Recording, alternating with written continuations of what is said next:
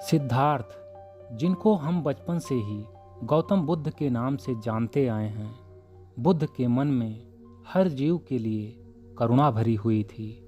उनकी करुणा इस बात से भी चरितार्थ होती है जब सिद्धार्थ घोड़ों की रेस में शामिल हुआ करते थे। घोड़ों को दौड़ाते वक्त जब उनके घोड़े के मुख से झाग निकलने लगता, तब सिद्धार्थ अपने घोड़े को वहीं रोक देते और जीती हुई बाजी भी हार जाया करते थे। सिद्धार्थ को हार कर भी खुशी मिलती थी, क्योंकि वे किसी को हराकर उसे दुखी नहीं देखना चाहते थे।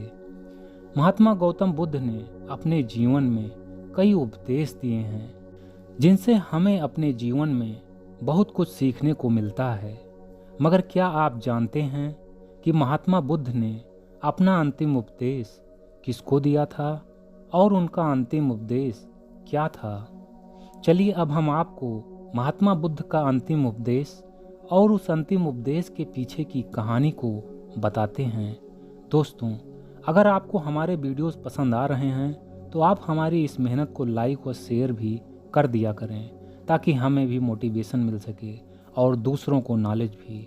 और अगर आप नए हों तो प्लीज़ हमारे इस चैनल को सब्सक्राइब जरूर कर लें, ताकि ऐसी ही नॉलेजफुल वीडियोस की नोटिफिकेशंस आपको मिलती रहे। तो अब महात्मा बुद्ध के अंतिम उपदेश की कहानी को शुरू करते हैं।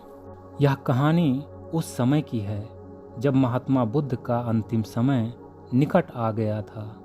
आनंद उनका सबसे प्रिय शिष्य था, जो कि 24 घंटे बुद्ध की सेवा में लगा रहता था।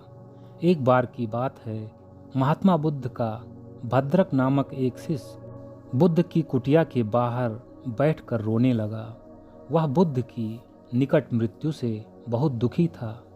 जब महात्मा बुद्ध ने अपने कुटिया के बाहर किसी के रोने की आवाज़ सुनी, तो उन्होंने अपने परम शिष्य आनंद से पूछा, आनंद, यह कौन है जो इतने करुण स्वर में रो रहा है? तब आनंद ने उत्तर देते हुए कहा, भंते, भद्रक रो रहा है, वह आपके दर्शन हेतु आया है। तब बुद्ध बोले, उसे तत्काल मेरे पास लेकर आओ। भद्रक ने कुटिया में प्रवेश करते ही बुद्ध के चरणों में सिर रखकर रोने लगा। तब बुद्ध ने बहुत ही स्नेह से पूछा, भद्रक, क्या हुआ? तुम क्यों रो रहे हो? तब भद्रक बोला, भंते, जब आप हमारे साथ नहीं होंगे तब हमारा मार्गदर्शन कौन करेगा? आखिर कौन हमें अंधकार से प्रकाश की तरफ ले जाएगा? भद्रक की बात सुनकर बुद्ध मुस्कुरा दिए और बड़े ही स्नेह से उसके सिर पर हाथ फेरते हुए बोले, भद्रक, ज्ञान का प्रकाश तुम्हारे ही भीतर है, उसे बाहर मत खोजो। जो अज्ञानी मनुष्य तीर्थों, देवस्थलों, गुफाओं आदि में भटककर ज्ञान को खोजने का प्रयास करते हैं, उनके हाथ कुछ भी नहीं आता और अंत में उन्हें निराशा ही मिलती है। इसके विपरीत अपने मन, वचन और कर्म से एकनिष्ठ होकर साधना करने वालों की आत्मा स्वतः ही ज्ञान के प्रकाश से प्रज्वलित हो जाती है। भद्रक ने महात्मा बुद्ध के इस उपदेश को सदा के लिए अपने मन में उतार लिया और समस्त प्रकार के दुखों से मुक्ति पा ली।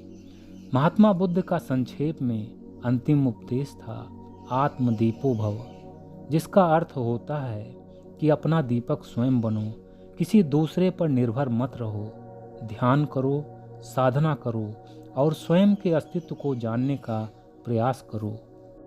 दोस्तों, अब मैं आपको महात्मा बुद्ध के कुछ अनमोल विचार भी बताना चाहता हूँ।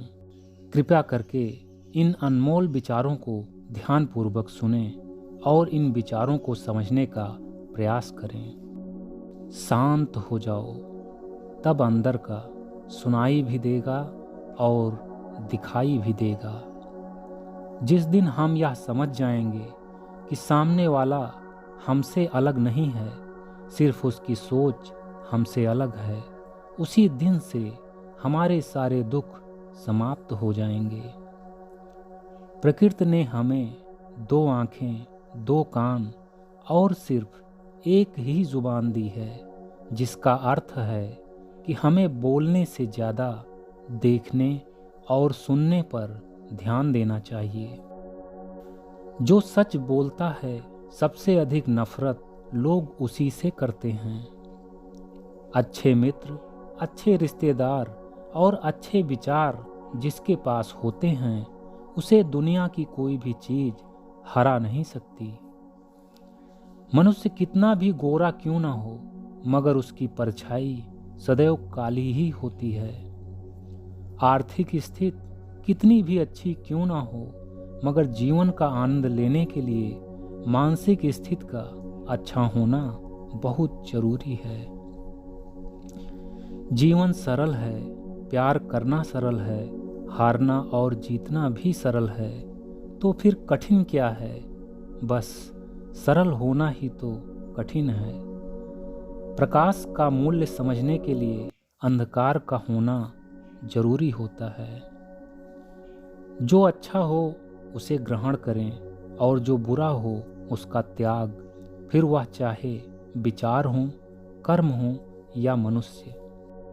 जीवन कठिन तभी लगता है जब हम स्वयं को बदलने के बजाय परिस्थितियों को बदलने का प्रयास करते हैं।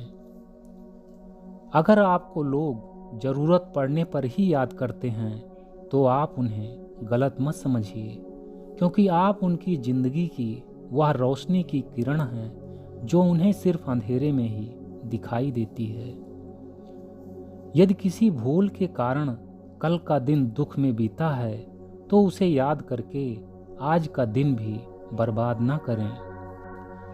सत्य का दरवाज़ा इतना छोटा और तंग होता है कि उससे अंदर जाने के लिए अपना सिर झुकाना ही पड़ता है। मुझे किसी भी धर्म से कोई भी आपत्ति नहीं है। मैं तो सिर्फ शांति का बीज बोकर मानवता का पुष्प खिलाना चाहता हूँ। समस्या का अंतिम हल माफ़ी है।